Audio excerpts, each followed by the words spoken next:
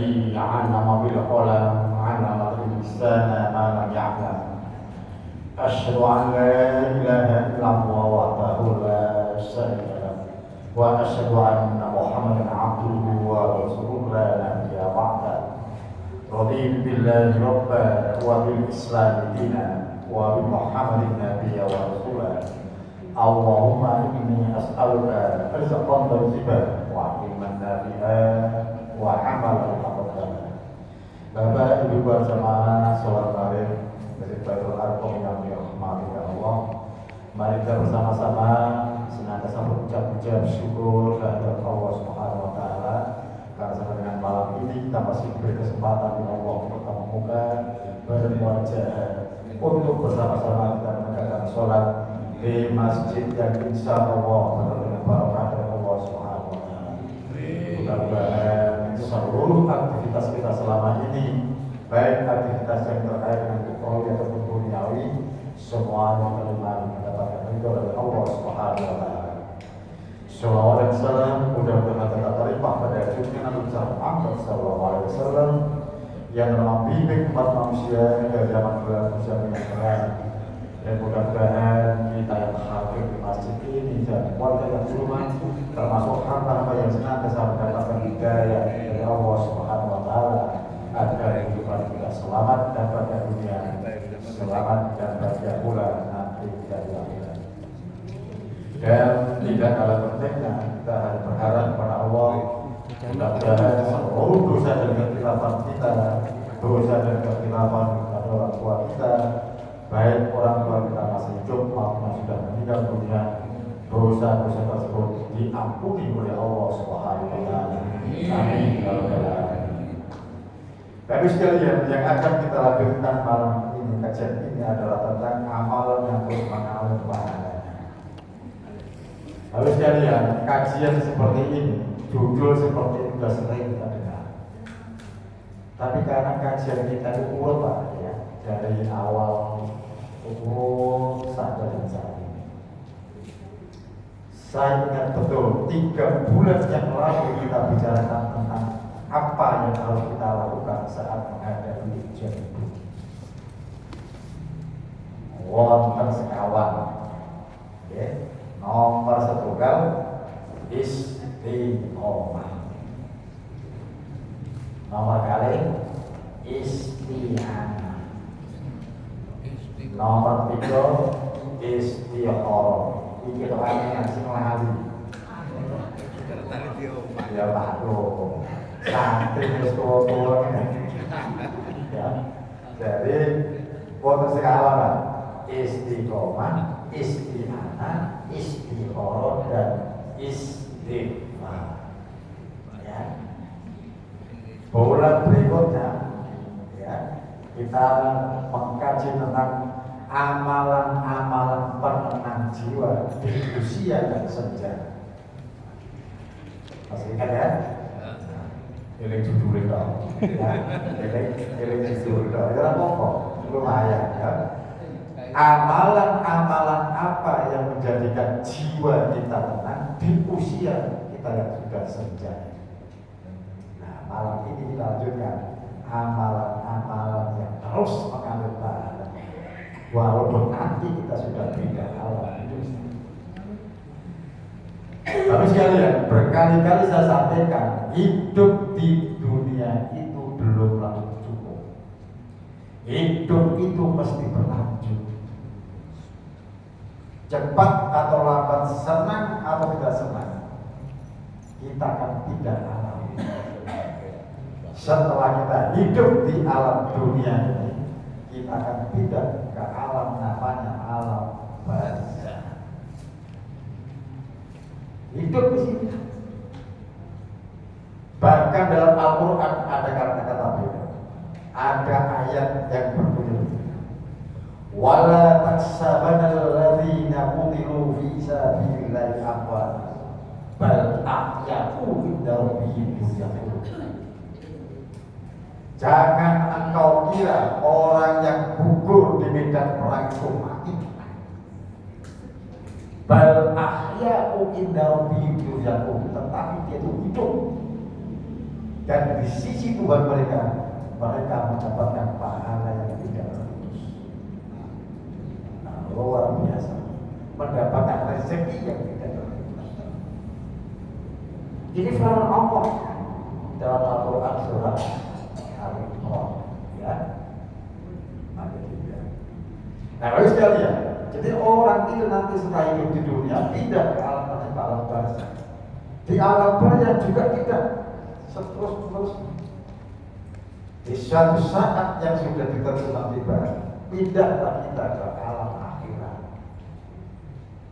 Alam barzakh itu bukan alam akhirat, sebab belum kiamat. Ya. Dikatakan alam dunia, belum orangnya itu sudah meninggalkan dunia. Jadi alam barzakh itu alam tersendiri, alam transisi, pembatas antara kehidupan dunia dan kehidupan akhirat. Itu adalah alamnya alam barzakh. Tapi sekalian, sekarang kita mesti paham.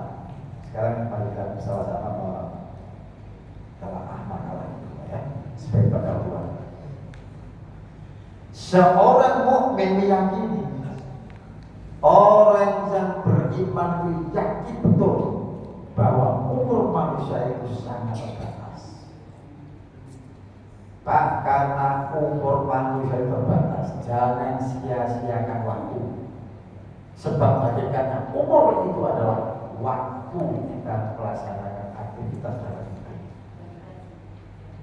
Habis waktu, habislah umur. Jadi sia-siakan waktu. Umur manusia itu terbatas. Dari Abu Hurairah Rasulullah SAW bersabda. Hadis ini dalam Sahih Bukhari. A'darallahu ilal riqim akhara ajaluhu hatta balaghu sab'ina sana. Allah telah memberi udur kepada seseorang dengan menangguhkan ajalnya hingga umur 60 tahun. Umur 60 tahun umur yang cukup untuk mendapatkan hidayah, cukup untuk menerima peringatan-peringatan dari Allah dan Rasulnya. Di lain sabda Rasul menyebutkan, umru ummati min sittina sanah ila sab'ina sanah. Umur umat itu nanti berkisar antara 60 tahun sampai 70 tahun. Dan yang sedikit dari itu jumlah sangat kecil. Artinya menarik dengan saat umur 70 tahun itu termasuk orang-orang yang beruntung. Sebab juga sedikit orang umur sedikit, termasuk barang antik. Barang antik itu larang boleh, ya. Makanya nanti berbahagialah jika kita yang panjang umur habis untuk amal kebaikan. Jangan sampai di antara kita panjang umur tapi habis untuk dosa dan maksiat. Jangan. Ya. Sebab umurnya segitu rawan dengan datangnya ajal. Nah, kita lanjutkan ya. Namun seorang mukmin selalu berpikir, bagaimana cara agar mempunyai amalan yang tidak terbatas pahalanya, meskipun dia telah hidup di alam barzakh. Jadi orang yang beriman kepada Allah untuk beramal kebaikan itu mesti juga berpikir, kira-kira amalan ini rotan suwi orang. Dan dengan mendapatkan ilmu yang bermanfaat, anak soleh dan nantinya mendoakan harta benda yang berlimpah, kita gunakan untuk mudah menanamkan kebaikan, ya. Dan nanti pilih hal-hal yang kita wakafkan, hal-hal yang kita jariahkan, itu yang hal yang tahan lama. Selama kebaikan itu ada, dicontoh orang. Selama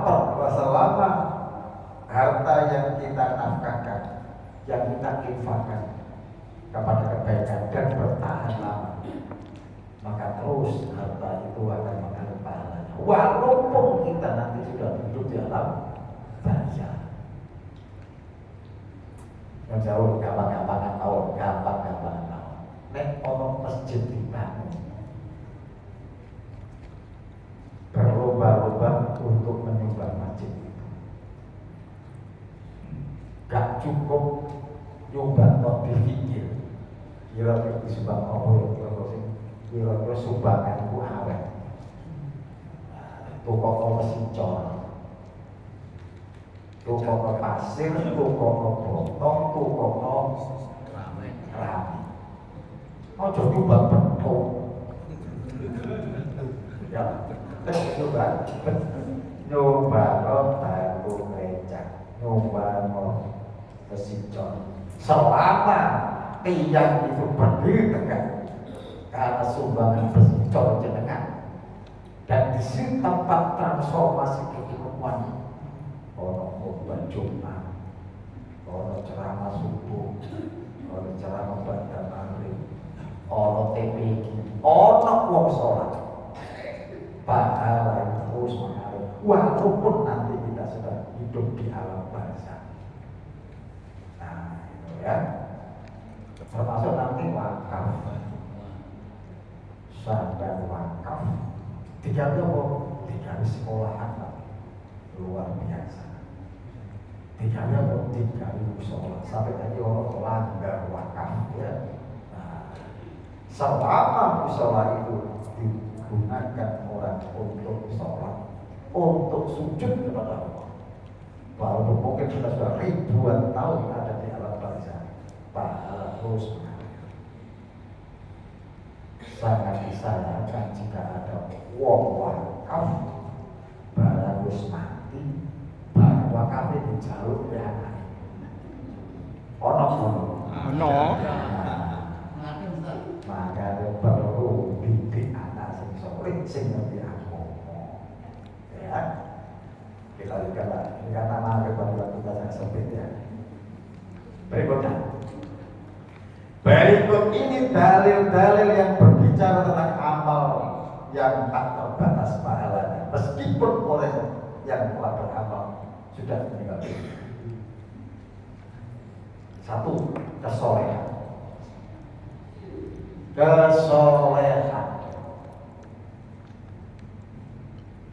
Apa soleh? Berbuat kebaikan. Nah, ada amal soleh, amalan kebaikan. Jangan bosan-bosan untuk menjadi orang yang baik. Ojo bosan-bosan dadi wong apik. Ojo bosan-bosan nglakoni keapikan, kesolehan. Sebab kesolehan itu nanti Pak luar biasa, pahalanya terus mengalir. Tapi sekalian, hampir semua nabi berdoa kepada Allah, berharap kepada Allah agar dijadikan sebagai hamba yang termasuk golongan orang-orang soleh. Ini ada doa. Doa ini diabadikan oleh Allah dalam Quran surah Al-Mu'min. Ya. Pak nanti dicek Pak, ini seingat saya satu ayat, bukan 89. Kalau nggak 8 kita bisa dicek. Ada seorang yang soleh yang doanya diabadikan dalam Al-Quran. Rabbana wa'adkhilhum jannatin 'adn allati wa'adtahum wa man khalaqa min abaihim wa azwajihim wa dhurriyyatihim innaka antal azizul hakim. Ya Tuhan kami, masukkanlah mereka ke dalam surga Adn yang telah Kau jadikan kepada mereka orang-orang yang soleh. Orang soleh. Makanya nanti berdoalah untuk anak-anak kita, untuk anak-anak yang soleh. Seperti doanya Nabi Ibrahim yang diabadikan oleh Allah. Rabbi habli minas solihin. Ya Allah beri aku keturunan langsung dari sisi, yaitu keturunan yang soleh. Soleh. Pak, ada doa yang tidak umum, tapi ini ada periwayatannya dari Anasani. Tadi kita baca ini, Rasulullah itu pernah sholat berjamaah bersama para sahabat. Seperti biasa kalau Rasulullah mau sholat berjamaah, sebelum takbir beliau menghadapkan wajahnya kepada para jamaah. Luruskan shaf, rapatkan barisan. Luruskan shaf, rapatkan barisan. Luruskan shaf, rapatkan barisan. Kemudian Rasulullah menghadapkan ke arah kiblat, menghadapkan wajahnya ke arah kiblat. Begitu takbir, Allahu Akbar. Ada salah seorang sahabat yang sholat di belakang Rasulullah berdoa, Allahumma atini afdhala ma tu'ti ibadaka sholihin. Pernah dengar doa ini?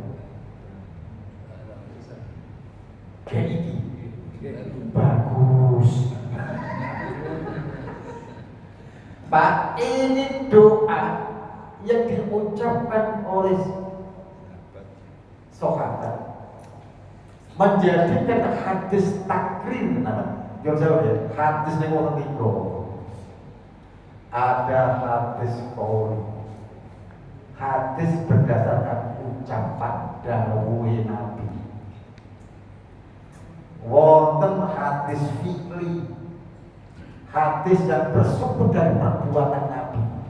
Nabi sholat ditoto, Nabi takbir ditoto, oh Nabi sujud uang sama sujud ditoto.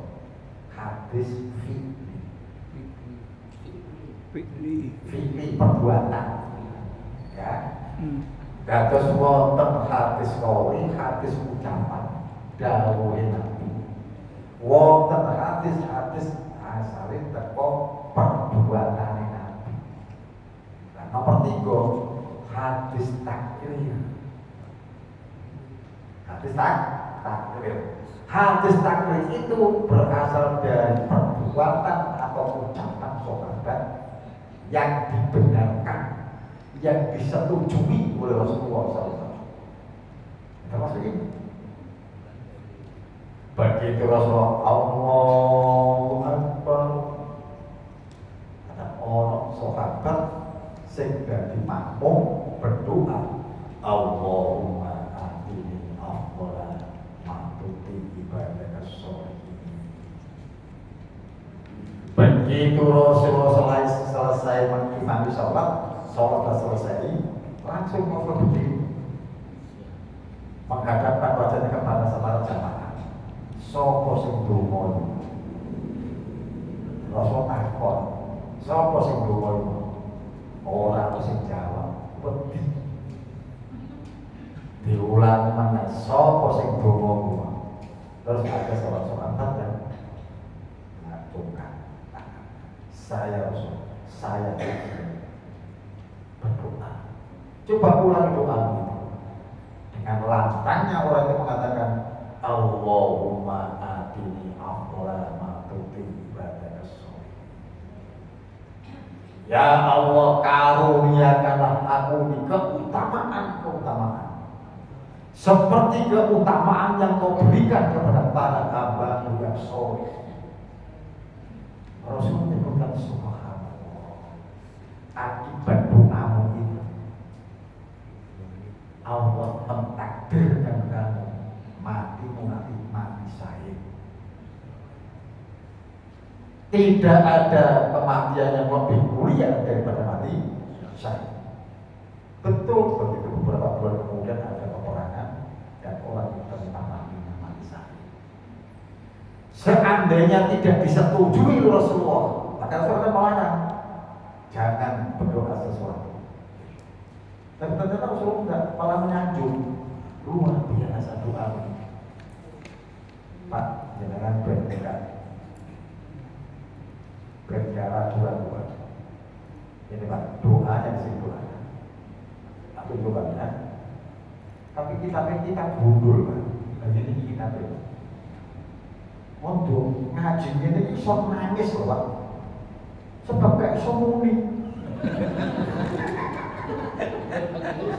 Oh Pak. Apa ini? Iso nangis. Gak iso muni. Gak apa-apa jeneng ngaji. Makanya Pak saya tegaskan.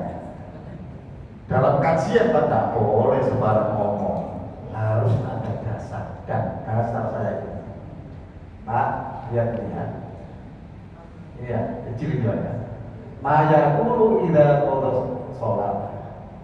Ya, apa yang diucapkan pada saat kita ada pada sholat. Nah, yang saya blok ini Pak, yang saya blok tadi, ya. Allahumma atini afdhala ma tu'ti ibadaka sholihin. Ya, ini dengan doa ini. Yang ini Pak, ini pengantarnya tadi. Ada seorang laki-laki datang pada saat sholat ketika Rasul hadir. Kemudian dia berbicara ada softnya itu Allahumma atini afdhala ma tu'ti ibadaka sholihin. Falamma qala Rasulullah SAW qala ya, saya kira nanti ternyata kamu akhirkan berdoa matimu nanti syahid ya bisa dilihat ya dihafalkan doa ya dihafalkan doa Allahumma atini afdhala ma tu'ti ibadaka sholihin. Dados menawi mangke wonten imam. Para hadirin, shotnya dihembuskan, shotnya diratakan. Sebab rapat dan lurusnya shot itu kesempurnaan sholat kita dalam berjamaah. Jenengan donga Pak. Allahumma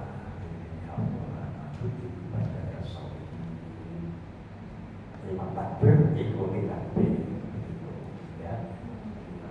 Bagaimana kalau kita sholat sendirian? Tetap Allahumma atini afdhala ma tu'ti ibadaka sholihin. Allahu Akbar. Ini bukan tafatnya, bukan. Ini doa. Ya. Ini Pak ada pada kitab Amal Yaum wal Lailah surat An-Nasa'i. Ya. An-Nasa'i. Itu riwayat. Itu hadis. Ya.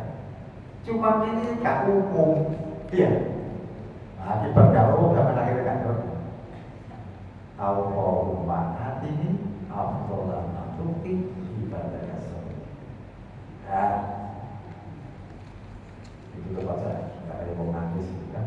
Tutup. Ya, kita lanjutkan.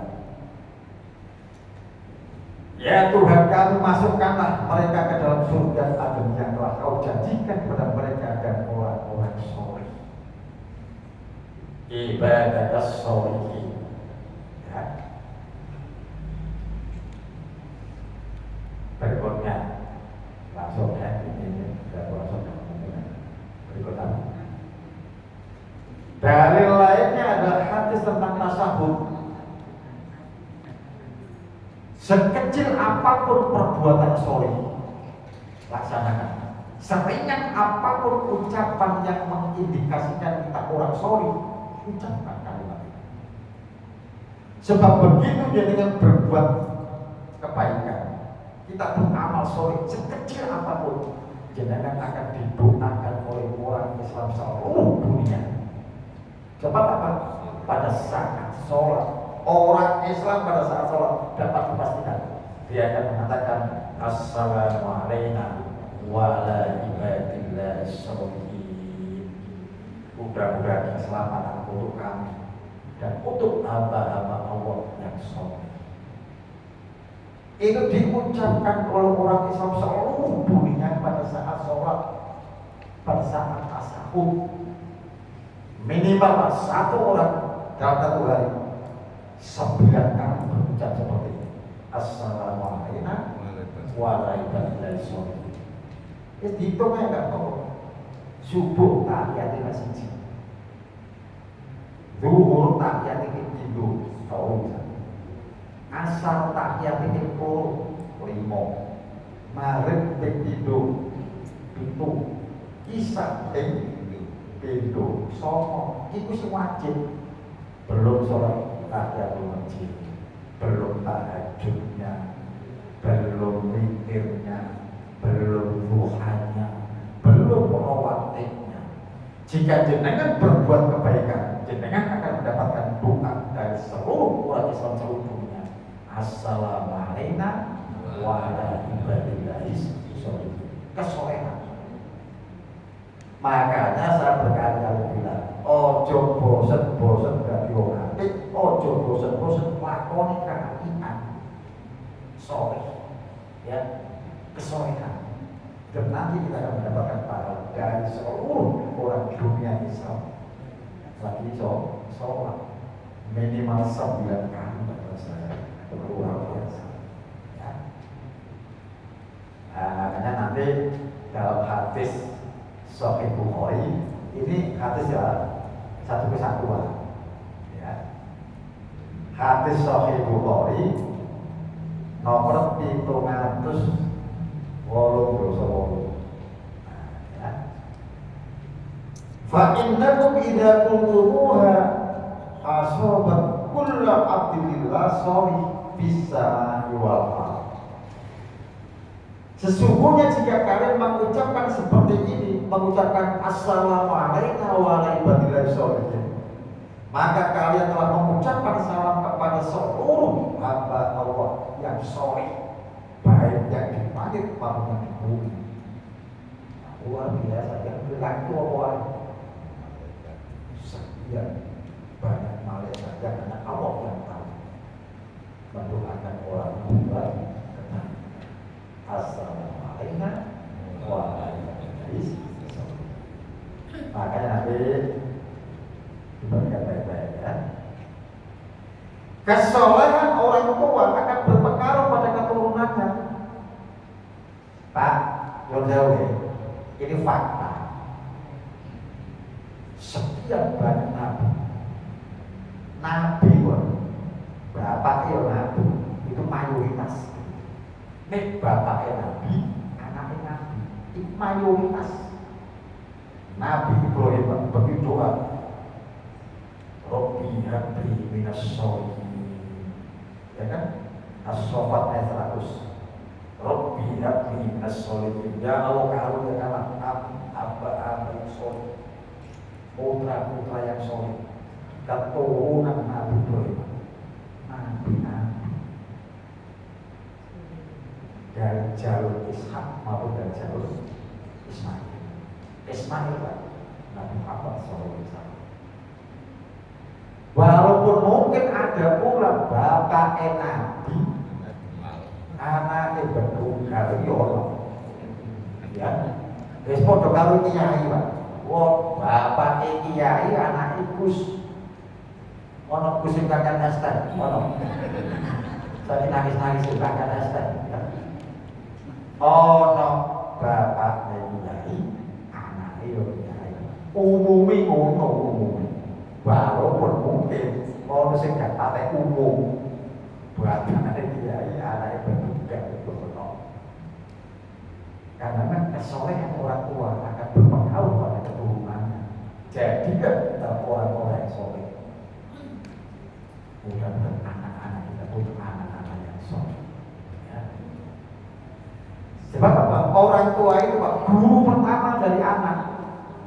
Orang tua itu Pak, contoh bagi anaknya yang pertama. Maka jadi orang yang soleh supaya anak-anak kita juga banyak. Nah, inilah doa-doa kesolehan. Ya, Quran Allah, Rabbi habli min ladunka dzurriyyatan thayyibah innaka sami'ud du'a. Rabbi habli minas sholihin as-shofaq al-100. Namun kalau makanya ditulis, ya ditulis ini Quran Ali Imran 8, sopan, terus itu bisa di rumah ya. Robi habli hubban wa akhidni bisawhi. Itu As-Su'ara ayat 83. Nabi Ibrahim berdoa, ya Tuhanku berikan kepadaku hikmah dan masukkanlah aku ke dalam golongan orang-orang yang soleh. Nabi Ibrahim saja berharap kepada Allah agar dimasukkan ke dalam golongan orang-orang soleh. Nah ini yang berikan doanya Nabi Ibrahim dalam Al-Quran. Quran surah As-Su'ara ayat 83. Nah, yang saya teruskan nanti banyak gundul nanti ya, kesempatan itu. Ya. Dikabarkan kepada Muhammad bin Nasir, dia berkata diberikan kepada Ibrahim bin Abdullah, dia berkata dikabarkan kepada kami Abdul Aziz, dari Zuhair, dari Muhammad bin Muslim. Ada seorang datang pada Rasul memulai sholat, dia berdiri pada sholat dan berucap, Allahumma ini Abdullah Matuti ibadakas sholat. Tak tulis lagi, tak lagi harokat ya. Kalau jangan macam ngomong wahai Tuhanku, limpahkan kepadaku keutamaan-keutamaan seperti yang Engkau berikan kepada hamba-Mu yang soleh-soleh. Allahumma ini afdolan makhluk ibadas soleh. Ini saya akan doa yang seimbang ini banyak yang tidak paham. Perlu ngaji lagi. Setelah selesai sholat, Rasulullah bertanya siapa yang berusaha seperti kita di maka ya, ini Pak, ini nama kitabnya Amal Yaum wal Lailah An-Nasai. Memang kita klasik Pak, kita unggul tidak apa-apa. Ya. Berikutnya kita bercepat. Jadilah pelopor kebaikan. Pak, saya ikuti perkembangan dari Masjid Baitul Aqsa. Walaupun saya hadir di masjid ini, dan saya ikuti sering-sering ono Jumat berkah. Sering-sering orang pembagian sayur-mayur ya. Pak Musa udah ngono kok lagi iya saya ngomong. Dulu enggak ada istilah Jumat barokah. Saya di sini sering kali saya ditanya sama anak saya, ya sama kayak korban atau korban. Sebab mari korban Jumat mulai bawa bungkusan, sego bungkusan, dikira korban. Korban kata kau tidak, Jumat. Pak, Jumat berkah itu jangan dihubungi bid'ah, jangan Pak. Dan ini ada suara-suara itu bid'ah itu, aku suka ngomong. Oh, itu ada ngerti. Bid'ah itu campur aduk antara ritual dan amal-amal yang bukan ritual, campur aduk. Ini beda. Sholat selesai, itu ucapan salah berubah ritualnya, diganti dimensi sosial. Sholat itu dimensi ritual, sedangkan sedekah yang kita sebut Jumat berkah itu dimensi sosial. Al-yadu ulya khairu min ashabi suflah. Wabda bima ta'ul. Tangan di atas itu lebih mulia daripada tangan di bawah. Dan lebih mulia lagi jika seluruh anggota keluarga telah tahu cukup wabda bima ta'ul. Tapi ada suara-suara serupa. Dan sebenarnya asal cuma bergabung jangan ada ngomong bid'ah. Wah, ini orang suwe ngajinya. Ya, salah dulu. Ngopi ini orang suwe. Ya.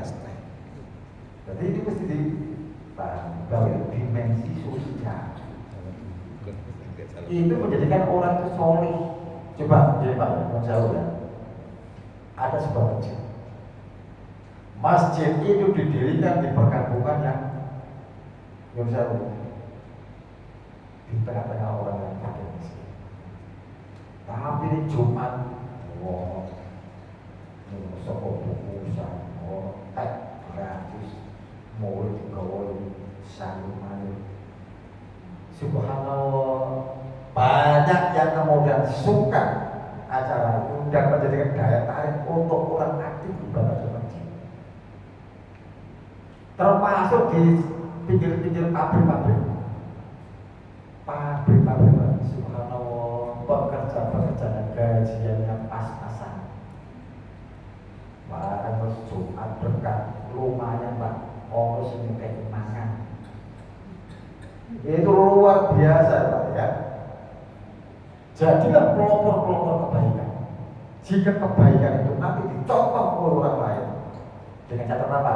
Kebaikan di situ ada kebaikan dimensi sosial. Ya. Bukan untuk mencampur aduk antara ritual dengan ritual yang lain. Tidak. Ini harus dibedakan.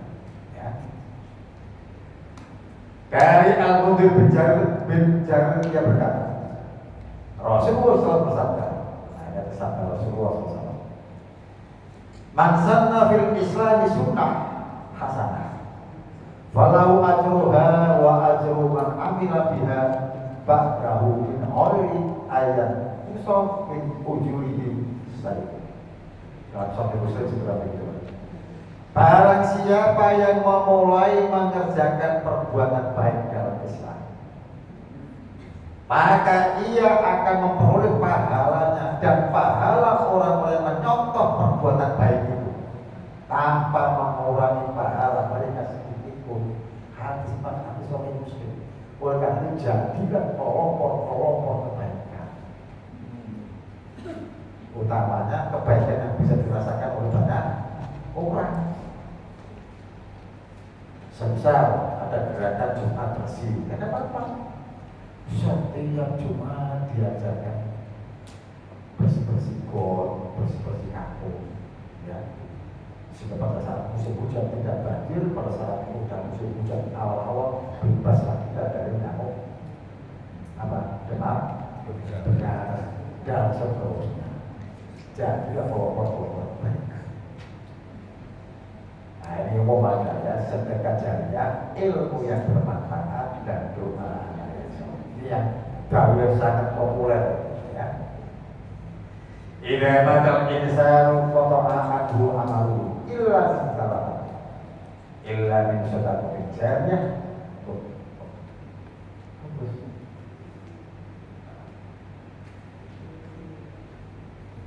Min sadaqatin jariyah au ilmin yuntafa'u bihi awal disori dan ulang.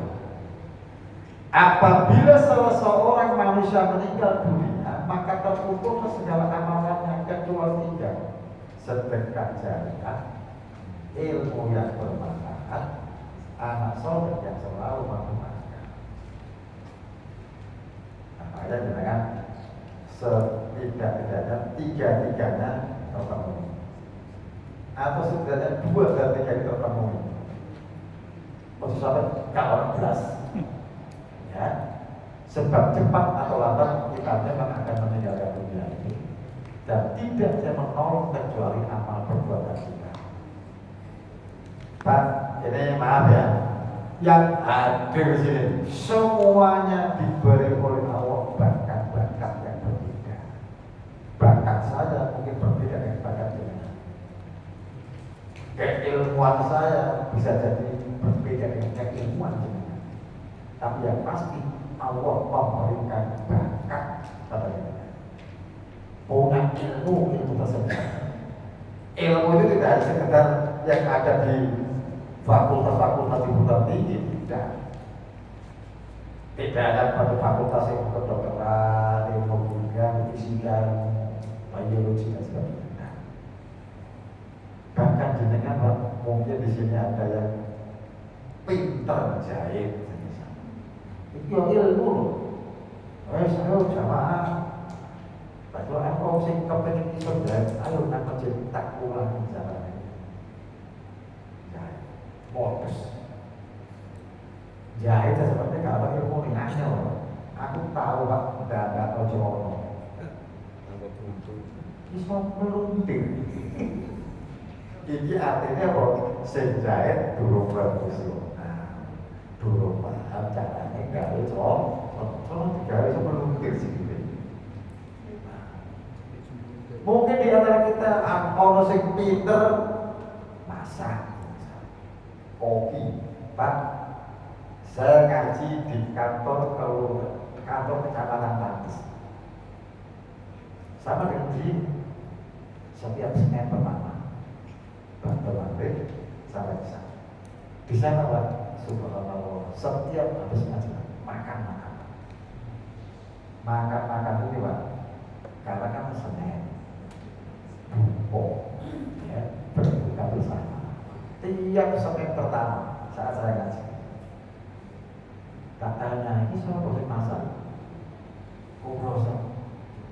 orang sepuh, orang tua, ternyata dia itu mantan koki sebuah hotel.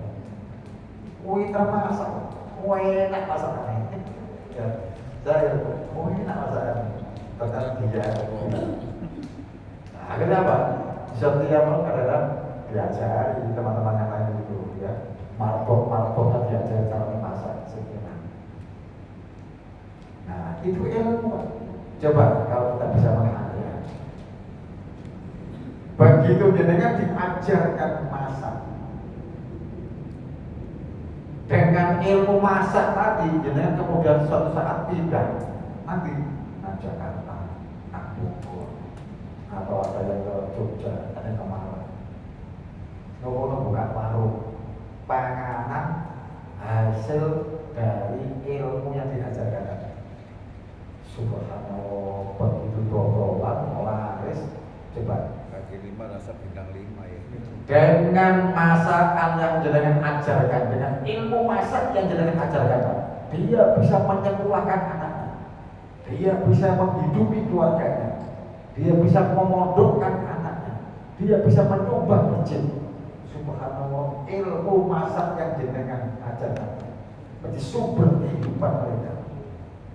Pahala mengalir terus. Makanya Pak Subhanallah, ojo ono wong sing duweni rasa rahasia Pak. Oleh ilmu. Tapi ini saya juga punya jamaah. Saat ngaji Pak, selesai ngaji saya diberi makan khas Jabar batagor. Makan batagor. Enak batagor. Usut dia sholat pedagang batagor yang punya stand di mana-mana. Orang yang disuruh-suruh itu punya stand di mana-mana. Di Petra punya, di Widya Mandala dia punya batagor. Saya makan enak wes bareng mulai dia di pusat. Untuk yang di rumah takut. Yes, dimakan sama istri. Istri bilang, ya, wah enak batagor, enak tak tuku. Beda. Terus istri saya tanya, siapa sih bapak batagor? Iya seneng apa? Coba watir, mana tak gawe no. Awas Pak, besok dibuatkan rasanya lagi. Batagor dicokot sama ngamuk, batagor dicokot sama bang. Ternyata ada rahasia. Ini apa? Sejauh begitu bulan berikutnya saya ngaji di situ, tetap pulang dengan bos batagor. Tidak tanya, Pak, wah, batagor yang luar biasa. Saya suka batagor dengan istri saya juga senang. Saya kebayang bikinkan batagor sama istri saya. Apa rasanya? Dia bilang, iya kan, itu yang makan orang-orang Cina. Oh, itu orang negara kok. Wah, itu nggak bisa. Itu rahasia besar. Sebab bojoku gawe kok gak ono. Yo diceritakan ono rahasia kok gak boleh. Itu rahasia perusahaan. Siapa saya bilang? Aku itu ustaz. Aku itu guru. Aku yang dosen. Katanya aku alih profesi dodolan. Balakor. Saya ada kepengen tahu orang saya supaya bojoku gawe lan bisa podo enak. Tetap tidak diperlukan. Pak, ilmu yang dirahasiakan, ilmu yang tidak dikembangkan, itu menjadi beban nanti di akhirat. Ojo kuwatir disaingi, kulo tak kandhani. Ustaz Saukani beberapa batagor, nggak dari penceramah, wah rezeki buku teh tersaingi. Gak mungkin, ya. Tetap jika tidak mau murid, lari mesti dibacakan seperti itu. Ajarkan dengan semangat apa? Semangat jika seandainya nanti ada orang diajari bikin batagor yang enak, dia pindah ke daerah lain, bikin batagor yang seperti jenengan ajarkan, dia bisa menghidupi anaknya, menghidupi keluarganya, menyekolahkan putra-putrinya dengan hasil jualan batagor yang jenengan ajarkan. Itu pahala luar biasa, Pak. Ya. Nah ini mesti. Saya ceramah seperti itu. Gak mungkin, Pak. Saya kemudian buat ceramahnya ditiru, kabeh di penceramah. Wah, aku gak bisa berceramah ya. Kesaingan aku. Ilmu mesti dikembangkan, ilmu mesti dikeluarkan, ilmu mesti diajarkan. Dan nantinya ilmu yang bermanfaat, maka itu nanti pahalanya harus mengalir sampai kita mungkin badan kita sudah hilang dimakan jasad-jasad aneh di kuburan. Arwah kita di alam barzakh, tetapi pahala terus mengalir akibat ilmu yang bermanfaat. Ya. Ini Pak, ini nanti di Pak betul lah ya. Ada hadis Pak dalam surat Ibnu Majah. Hadis ini hadis yang sahih. Sesungguhnya kebaikan yang akan mengiringi seorang mukmin setelah ia meninggal dunia adalah ilmu yang diajarkan. Kabeh sampai duwe ilmu Pak, cuman saya belum mengaktualisasikan, tidak mau menunjukkan. Pinter masak, pinter jahit, apa-apa Pak? Apa namanya? Backup. Apa itu? Ya, ilmu motong rambut.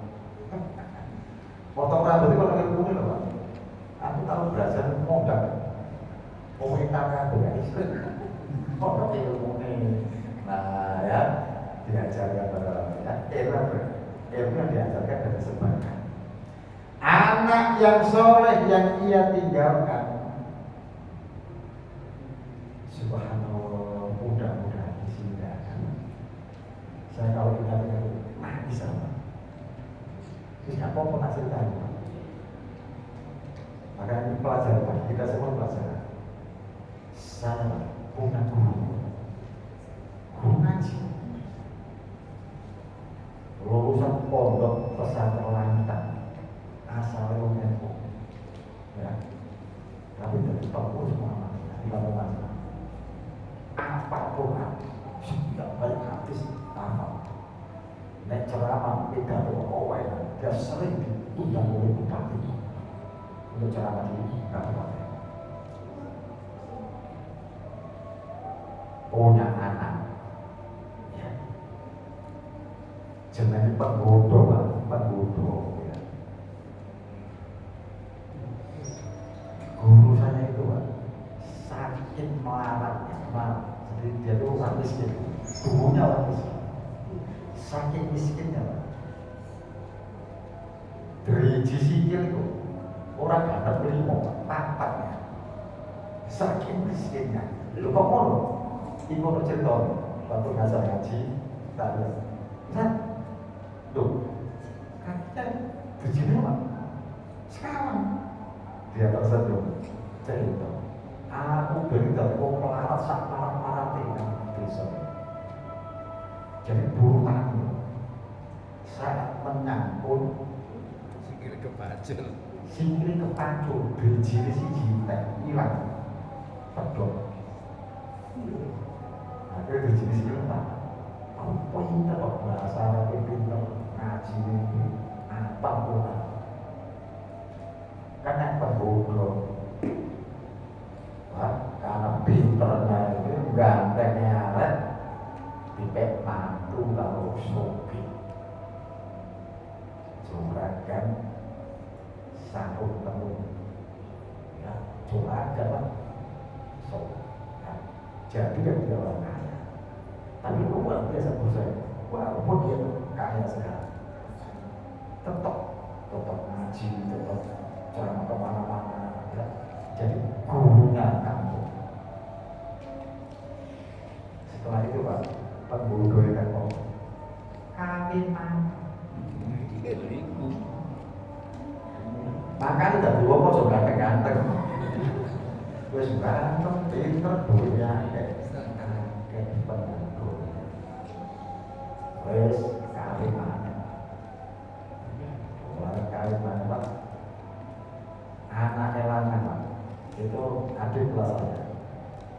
Kak Primo. Karena apa? Dia senantiasa melihat ibu kandungnya yang malah nangis. Nangis bojone sing karo maneh. Wah, akhirnya aneh kok. Berarti anak sing berduka. Semua mobil. Karena apa? Putus asa dengan bapaknya tidak. Subhanallah, puncaknya pada saat bapaknya khutbah Jumat, dia bawa minuman keras, ngobrol yang tengah-tengah khutbah Jumat, ngobrol di rumah masjid. Ya, itu yang kalau ngomong, ojo mulai. Bapakmu abangmu, bapakmu kampung, bapakmu akeh. Ojo sini, ojo dari iklan wong tuamu. Aku gelem leren lakuku ngene. Nek bapakku pegat bojone sing lanang. Dan dia melihat ibunya yang malah nangis. Dia tak rela ibunya menangis seperti itu. Dan dia kasih berduka. Ya. Bapaknya Pak tetap gak gelem pegat bojone. Ya. Mangayu. Ini kiai. Wah, ini memang minggat. Ya, Ustaz itu minggat. Keluar Jawa. Dan beberapa tahun yang lalu meninggal dunia di perantauan. Oh iya, hati-hati, pembodoh itu luar biasa. Tapi yang jelas di sini disebutkan anak soleh yang tidak meninggalkan. Berarti siapa yang mendidik anak soleh? Ojo memiliki coba sekarang. Sebab asal hukum asal setiap anak itu baik. Orang apa anak nakal orang. Dia nakal ada sebabnya. Oh sebabnya. Kabeh anak lahir itu apik Pak. Kok baginya lek iku ono sebabnya. Nah itu didulai sebabnya ya dicari mengapa kemudian terjadi. Al-Quran yang ia wariskan, Pak, sekarang ini sudah mendekati Ramadan. Sampai hati duit berlebih, kuku wabu sampurna. Supaya digawe wong tadarus sana masjid. Biasa nih Pak, tinggal saya Pak. Mau Quran yang ada semangat. Quran yang seneng. Mushaf Al-Quran yang diberikan, yang diwariskan, pahalanya jika ada orang yang membaca, pahalanya bukan 1-2 juz dapat pahala, bukan per ayat, bukan bersurat, tapi berhuruf luar biasa. Jangan waktu kasihnya orang tak kilo 5 yes, kita berusaha. Kita yang malam mulai kembali baca, mempelajari Quran, mempelajari terjemah-terjemah. Waduh, lupa yang luar biasa ya. Masjid yang dibangun, rumah yang dibangun untuk ibu sabil, rumah singgah. Nek cara barat, homestay.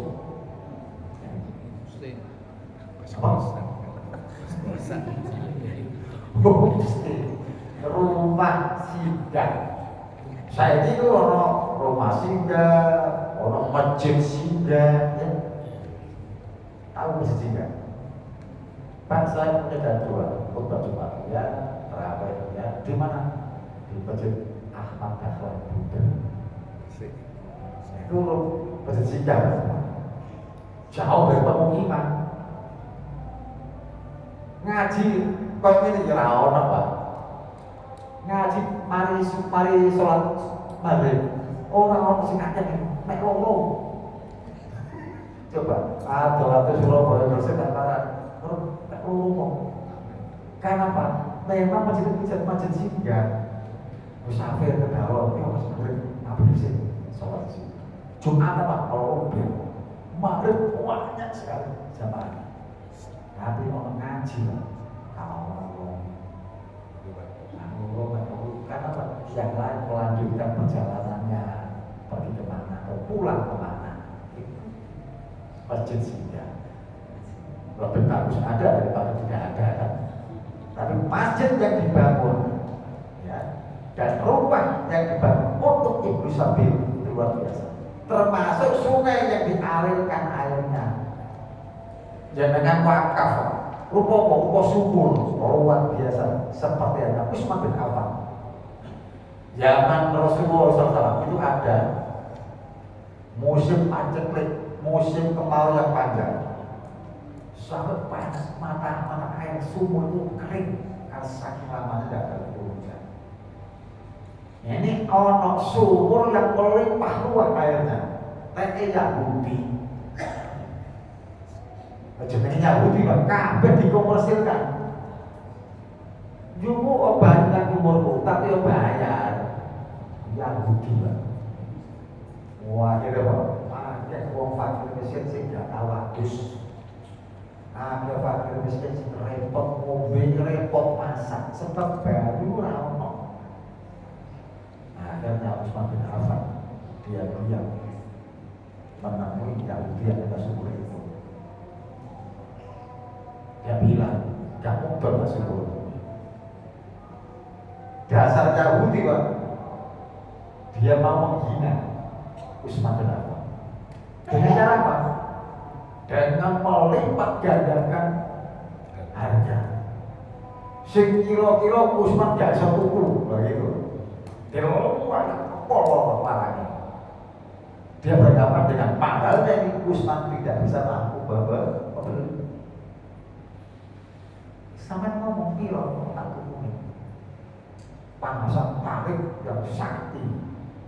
Subhanallah, begitu disampaikan ke Utsman bin Affan tanpa ditawar langsung dikasih cash. Jadi Yahudi ini tidak nyangka kalau kemudian Utsman mampu untuk membeli. Tapi kemudian Pak, begitu Utsman membayar lunas, segera dia berpidato di depan masyarakat. Saya wakafkan sumur ini untuk umum. Siapa yang mau butuh air, ambil air sepuas-puasnya. Dan sumur sampai sekarang. Walaupun ini terjadi 1500 tahun yang lalu, padahal tetap mengalir untuk Utsman bin Affan. Ini luar biasa. Dan itu informasi Rasulullah, sungai yang dialirkan untuk orang lain, termasuk sumur. Makanya sebenarnya kalau semisal wakaf, ya, itu luar biasa. Tapi ku mau zamane wakaf kudu ana hitam atas putih. Supaya apa? Supaya sampeyan sekarang anak sampeyan gak bugar.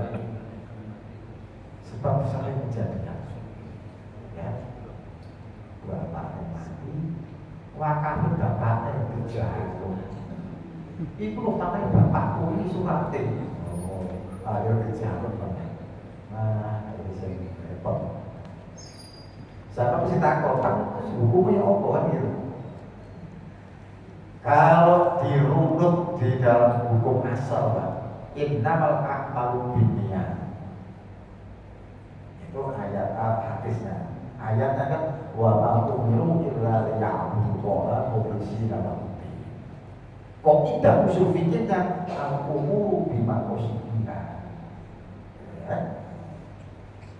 Orang itu mendapatkan pahala mendapatkan balasan tergantung maksudnya wong tuwa sing wis wakaf itu pahala dari niatnya bene dijaluk karo anak kan wong wis mati gak ngerti orang tua di akhirat di negeri alam barzah tetap mendapatkan pahala yang nyat-nyatkan sementara anaknya yang mengambil alih tadi menjadi anak yang durhaka hati-hati ya